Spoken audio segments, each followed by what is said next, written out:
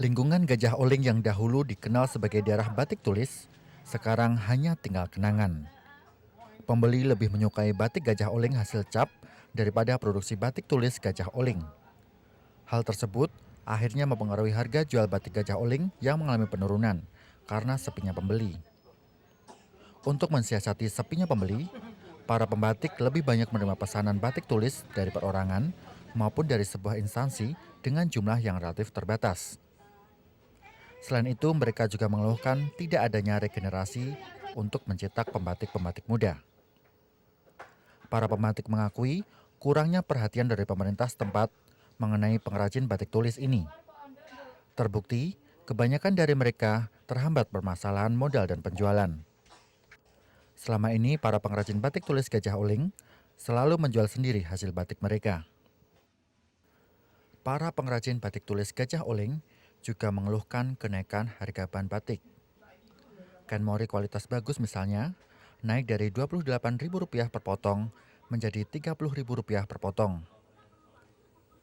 Harga obat-obatan untuk membatik juga mengalami kenaikan rata-rata Rp3.000. Sementara untuk bahan obat-obatan batik tulis pewarna tertentu tidak didapatkan di daerah Banyuwangi. Sementara untuk harga kain batik ini sendiri, rata-rata pengrajin hanya mampu menjual antara Rp80.000 hingga Rp150.000 per potong. Dari Banyuwangi, Jawa Timur, Andi Himawan, Metro TV.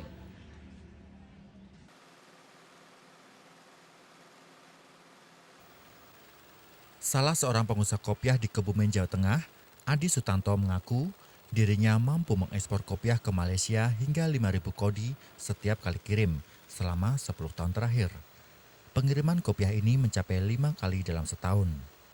Selain ke Malaysia, ekspor kopiah juga dilakukan hingga ke Arab Saudi. Sedikitnya 6.000 kodi kopiah dikirimkan setiap bulan dengan harga Rp22.000 per buah. Setiap menjelang Lebaran, pesanan dari Malaysia dan Arab Saudi selalu meningkat 2 kali lipat dibandingkan hari-hari biasanya.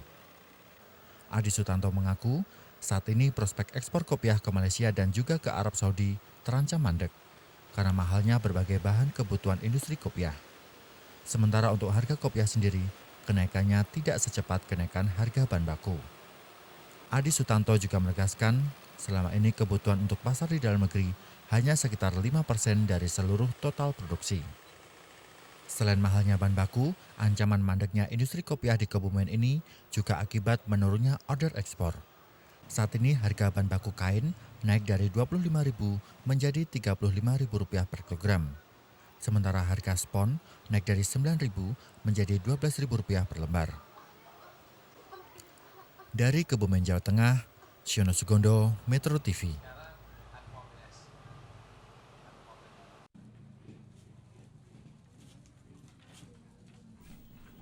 Tidak semua yang berbau asing memiliki nilai jual tinggi. Rumput Harmada asal Jepang misalnya. Setelah sukses dibudidayakan di Indonesia, rumput Harmada ternyata hanya bisa dimanfaatkan untuk membuat kerajinan sapu.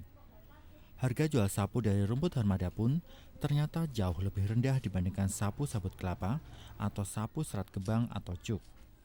Salah satu sentra pembuatan kerajinan sapu Harmada terdapat di Kecamatan Muntilan, Magelang, Jawa Tengah.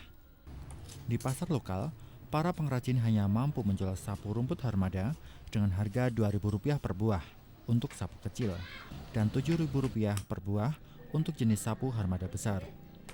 Padahal harga rumput Harmada kering saat ini per kilonya sudah mencapai Rp4.000. Dan dalam setiap 1 kilogram tersebut bisa dianyam menjadi 5 buah sapu. Sementara komponen lain seperti bambu dan tali rami, harganya juga terus melonjak. Harga bambu potongan saat ini mencapai Rp3.500 per potong atau Rp1.000 per biji.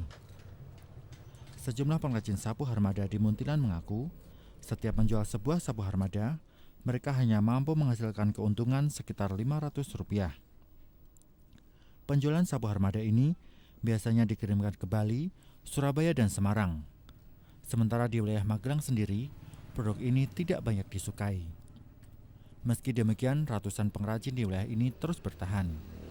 Karena selain menjadi pengrajin, Mereka selama setahun terakhir terlanjur mengembangkan tanaman rumput armada di lahan sawah mereka yang semula ditanami tembakau atau palawija. Dari Magelang, Jawa Tengah, Siono Sukondo, Metro TV.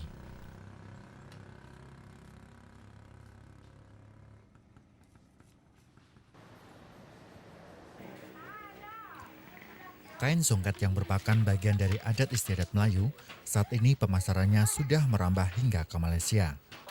Kain dengan berbagai motif seperti tumpuk manggis, pecah delapan, bunga ros, pucuk pepaya dan lainnya, hingga saat ini masih dikerjakan secara sederhana dan menggunakan alat tenun tradisional. Salah seorang pengusaha tenun kain songket, Elisa Wati mengakui, usaha kain tenun yang diperoleh secara turun-temurun ini saat ini sudah mulai redup. Meski demikian, saat ini pemasarannya tidak hanya untuk konsumen lokal, namun juga untuk konsumen dari Malaysia. Sementara mengenai harganya, Elisawati mengaku harganya bervariasi antara Rp250.000 hingga Rp1,5 juta per lembar. Harganya ya ada yang macam-macam lah Pak, ada yang sekitar harga yang 500, ada yang 150 dan ada juga yang murah yang 150 juga ada. Sementara menurut Kepala Dinas Koperindak dan PM, Lukman, selama ini hambatan yang paling utama dalam pengembangan kain songket ini adalah minimnya bapak angkat yang bersedia membantu masalah permodalan. Namun yang kita harapkan itulah pembinaan daripada mitra kerja kita yang lain supaya bisa menjadi bapak angkat ya untuk membantu lebih meningkatkan usaha pengrajin kita yang ada di Kabupaten Asahan itu, terutama tenun songket batu bara. Lukman berharap pemerintah daerah lebih serius membantu dan memperhatikan nasib para pengrajin kain songket ini. Karena bagaimanapun, usaha ini merupakan potensi daerah yang perlu dilestarikan. Dari Labuhan, Ruku Asahan, Sumatera Utara, Jamin Damanik, Metro TV.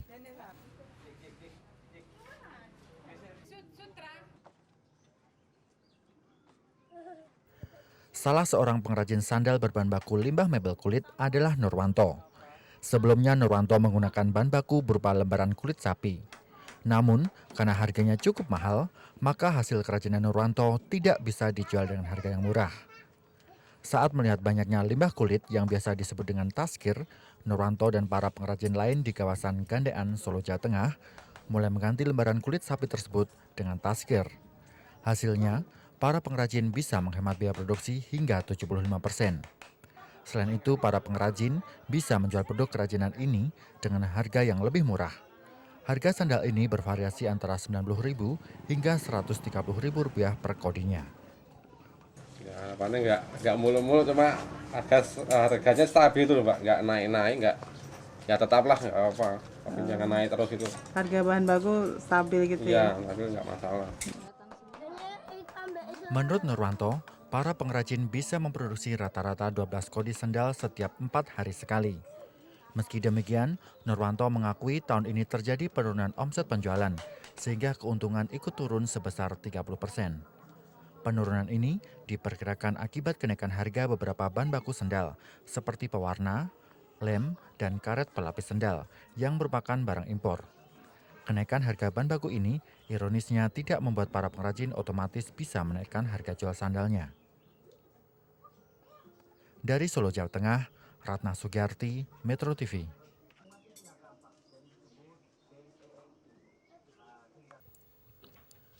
Para pembuat kotak jam di Kecamatan Warudoyong, Sukabumi, Jawa Barat, mengeluhkan menurunnya omset penjualan produk mereka. Sebelumnya mereka bisa mendapatkan order pembuatan kotak jam hingga 40 buah setiap bulan. Namun saat ini anjlok menjadi hanya 15 buah kotak jam setiap bulan. Salah satu pembuat kotak jam, DJ Zaki menyatakan, menurunnya order pembuatan kotak jam ini akibat menurunnya daya beli masyarakat. Ditambah lagi makin meningkatnya ongkos produksi. Dede mencontohkan harga cat melamik atau cat penghalus naik dari Rp16.000 kini menjadi Rp26.000. Peningkatan ongkos produksi diakui tidak secara otomatis menaikkan harga jual kotak jam tersebut. Apalagi selama ini pemasaran kotak jam ini masih tergantung kepada distributor dari Jakarta. Dede mengatakan setiap unit kotak jam dijual dengan harga antara Rp700.000 hingga Rp3 juta. Namun jika dijual utuh dengan mesin jamnya, dapat dijual hingga 12 juta rupiah. Dede mengatakan, selain ongkos produksi yang semakin melambung, dirinya juga masih terbatas masalah modal dan jaringan pemasaran. Dari Sukabumi, Jawa Barat, Abdul Jalil Hermawan, Metro TV.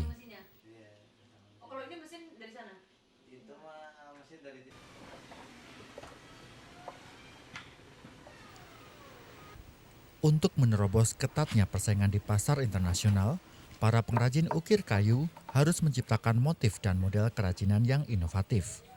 Salah seorang pengrajin ukir kayu di Desa Selarong, Bantul, Yogyakarta, Suyanto mengaku sejak awal tahun 2005 telah menawarkan kerajinan rak gelas atau rak botol bermotif ukiran asmat ke sejumlah buyer.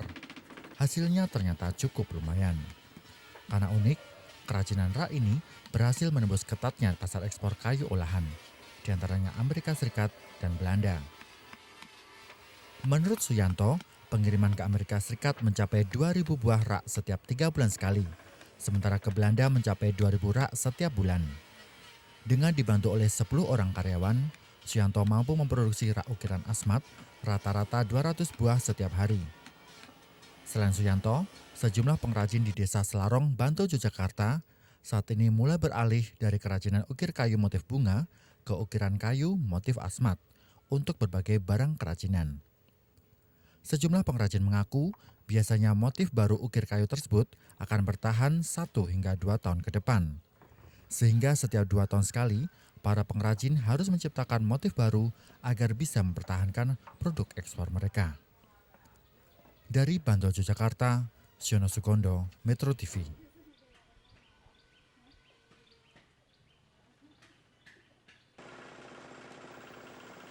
Salah seorang pengusaha industri kecil pembuat roti di Solo, Jawa Tengah adalah Abdul Jalal. Sejak terjadinya kelangkaan minyak tanah, volume produksi roti milik Abdul Jalal turun drastis hingga 50% dari hari-hari biasanya. Jalal mengaku untuk mendapatkan minyak tanah, dirinya harus mengeluarkan dana lebih besar dari biaya produksi sebelumnya. Saat ini Jalal harus membeli minyak tanah dengan harga Rp1.600 per liternya dari sejumlah pengecer. Meski lebih mahal Rp600 dari harga normal, namun Jalal terpaksa membelinya agar terus bisa berproduksi. Akibatnya, pendapatannya turun hingga 50%. Kondisi ini diperburuk dengan kenaikan harga bahan baku lain seperti gula pasir. Kenaikan harga gula pasir setiap kuintalnya mencapai Rp70.000. Sementara tepung terigu mengalami kenaikan Rp2.000 setiap karungnya. Ironisnya, akibat lesunya pasar tradisional yang merupakan pasar terbesar yang menyerap produksi roti ini, Abdul Jalal tidak bisa menaikkan harga jual. Harga produksi roti ini bervariasi antara Rp200 hingga Rp800 per potong. Jalal berharap pemerintah mau turun tangan agar produksi usaha pembuatan rotinya tidak gulung tikar. Saat ini, untuk efisiensi, Jalal hanya memperkerjakan anak dan istrinya. Padahal sebelumnya, Jalal mampu menggaji 4 orang karyawan. Dari Solo, Jawa Tengah, Ratna Sugiyarti, Metro TV.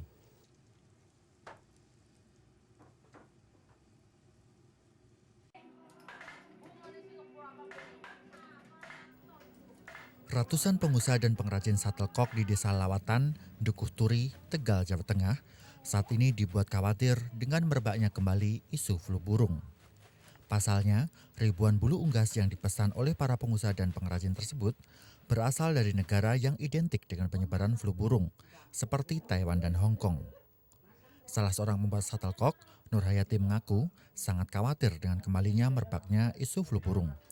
Untuk mengantisipasi hal yang tidak diinginkan, Nur Hayati terpaksa memakai masker selama bekerja memotong bulu unggas. Ya, biar jangan masukkan ini sih ke hidung, menjaga kesehatan. Apalagi ke flu burung ya Mbak. Khawatir nggak Mbak? Iya, khawatir ya. Sementara menurut pengusaha shuttlecock, Rusyanto, akibat isu flu burung, produksi shuttlecocknya turun hingga 40%. Imbasnya membuat pendapatannya juga ikut turun dari Rp15 juta menjadi Rp12 juta per bulan.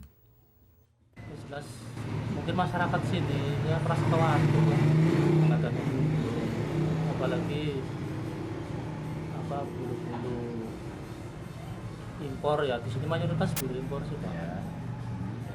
Itu dapat dari mana Pak? Itu kan kebanyakan dari Taiwan. Dari Taiwan.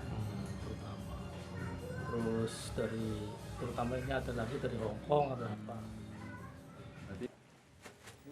Rusyanto mengatakan, setiap pemesanan bulu unggas, para pengrajin bisa mendapatkan sekitar 150.000 hingga 200.000 bulu unggas. Bulu unggas tersebut selanjutnya dipotong dan diolah menjadi shuttlecock. Dari Tegal, Jawa Tengah, Bambang Mujiono, Metro TV.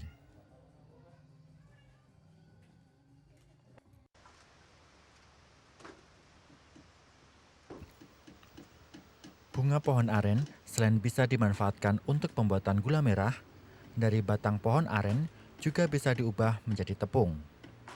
Setelah melalui proses pemutihan, tepung tersebut biasa dinamakan dengan sebutan tepung kanji atau tepung aci.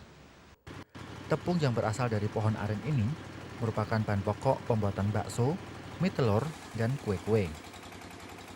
Setiap hari, para pengrajin tepung kanji mampu menghasilkan antara 1 hingga 2 kuintal tepung kanji yang berasal dari 2 batang pohon aren.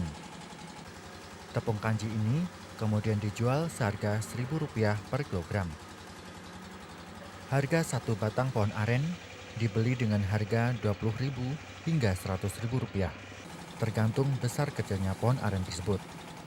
Semakin besar pohon aren, semakin banyak tepung yang bisa dihasilkan dalam 1 batang pohon aren tersebut.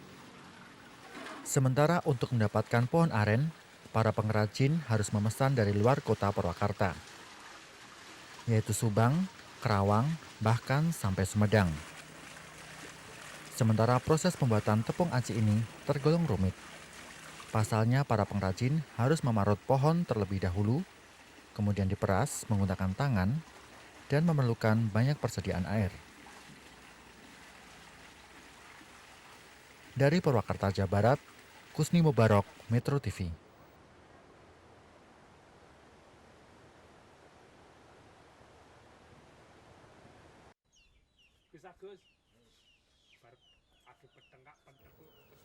Aris Sutono, salah seorang pengrajin daun Pikachu, warga Pelayan Gunung Kidul mengatakan, penggunaan daun Pikachu sebagai pembalut handicraft ini awalnya hanyalah tindakan coba-coba sejumlah pengrajin karena produksinya tidak laku terjual. Para pengrajin kemudian nekat membalut box tisu, figura, tempat sampah, ataupun bingkai cermin dari kertas karton dengan daun Pikachu.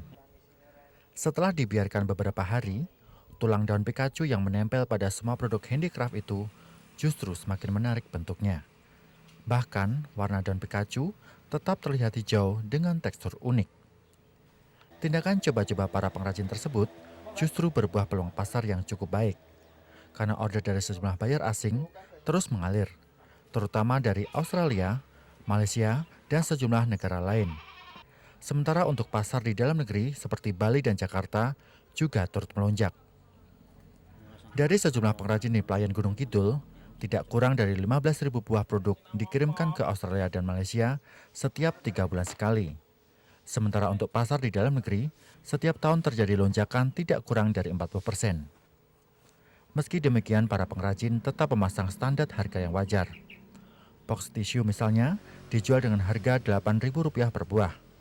Tempat sampah dijual Rp15.000, sementara figura dijual dengan harga Rp25.000.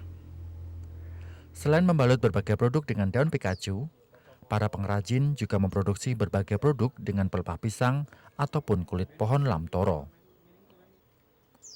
Dari Pelayan Gunung Kidul, Siono Sugondo, Metro TV.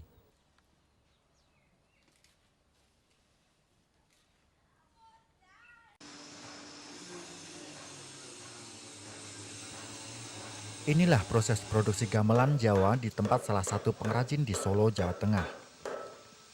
Salah seorang pengrajin gamelan, Tentrem, telah mewarisi usaha gamelan milik orang tuanya yang dirintis sejak tahun 1912 yang lalu. Satu perangkat gamelan di tempat Tentrem ini terdiri dari sekitar 15 jenis alat musik, seperti gong, kempul, bonang, dan lain sebagainya. Satu perangkat alat gamelan yang biasa disebut dengan paket selendro pelok dijual dengan harga 200 hingga 300 juta rupiah. Meski tergolong mahal, namun pangsa pasar gamelan di luar negeri tidak pernah lekang oleh zaman. Bahkan kini, beberapa negara seperti Inggris, Jepang, dan Cina mulai mengimpor hasil kerajinan milik Tentrem ini karena kualitas suaranya dianggap bagus.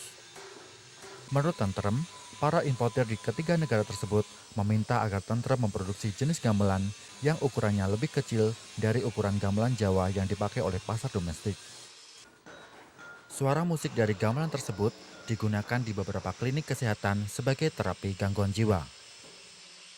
Dia minta supaya gamelan ini bisa untuk terapi pengobatan secara alami. Ya, istilahnya seperti orang agak tidak ingat, contoh langsung bisa ingatannya bisa baik. Kalau di Cina juga untuk Sayangnya, meski diminati oleh pasar di luar negeri, namun di pasar domestik, pasar gamelan justru lesu. Bahkan meski bahan baku naik hingga 50%, pasar domestik hanya bisa mematok harga 150 juta rupiah untuk seperangkat gamelan yang kualitasnya sama seperti pasar di luar. Saat ini harga bahan baku seperti timah sudah mencapai Rp110.000 per kilogram, padahal harga sebelumnya hanya Rp55.000. Sementara untuk tembaga, harganya saat ini mencapai Rp38.000, sementara sebelumnya mencapai Rp26.000. Kenaikan harga bahan baku ini membuat keuntungan Tentrem menjadi turun, karena pasar luar negeri tidak mau tahu masalah kenaikan harga bahan baku tersebut. Dari Solo, Jawa Tengah, Ratna Sugiarti, Metro TV.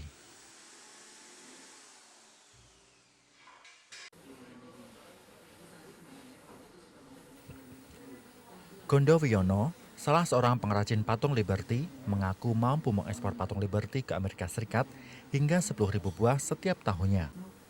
Sementara ke Spanyol, Meksiko, dan Jepang, volume ekspornya mencapai tidak kurang dari 5.000 buah setiap tahun. Gondo Wiono sendiri sudah memiliki buyer tetap di sejumlah negara tersebut, sehingga baginya memproduksi patung Liberty, seberapapun banyaknya, tetap laku terjual. Selain patung Liberty, Gondo Wiono dan sejumlah pengrajin patung fiberglass lainnya ternyata juga memproduksi berbagai jenis patung unik lainnya. Seperti patung prajurit Keraton Kasultanan Yogyakarta yang biasa disebut dengan nama prajurit Lombok Abang. Souvenir klasik ini justru paling banyak diminati oleh buyer asing. Para pengrajin patung di Patok Gunung Kidul Yogyakarta ini mampu mengekspor patung prajurit keraton ini ke sejumlah negara rata-rata 3.000 buah setiap bulan, dengan harga Rp150.000 per buah. Bukan itu saja, para pengrajin patung di Patok Gunung Kidul ini ternyata juga banyak memproduksi souvenir unik lainnya, seperti berbagai miniatur dunia, patung berjamuan para pengikut Yesus, dan berbagai jenis patung klasik yang berfungsi sebagai lampu ruang tamu. Meski usaha memproduksi berbagai patung ini sudah berjalan lebih dari 5 tahun, namun pasar tak pernah surut. Permintaan buyer asing justru terus meningkat dari tahun ke tahun. Dari Gunung Kidul, Yogyakarta, Siono Sugondo, Metro TV.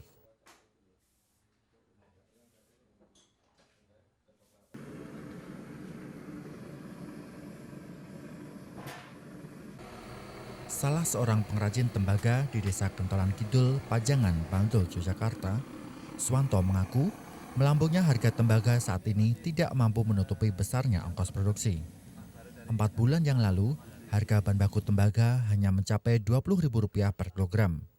Namun saat ini melonjak hingga Rp33.000 per kilogram. Akibat lonjakan harga tembaga ini, Swanto dan para pengrajin lain terpaksa menghentikan produksinya. Karena sejak setahun terakhir, mereka terus menderita kerugian yang cukup besar. Berhentinya proses produksi juga didorong oleh sulitnya mencari minyak tanah. Padahal jenis BBM ini merupakan bahan pokok untuk melebur tembaga. Suyanto mengatakan, biasanya dirinya membuat patung naga dari tembaga yang memakan waktu pembuatan sekitar 1,5 tahun dan kemudian menjualnya dengan harga Rp2 juta.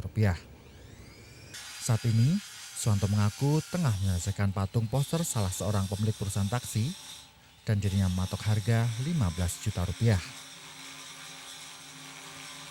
Dari Bantul, Yogyakarta, Siono Sugondo, Metro TV.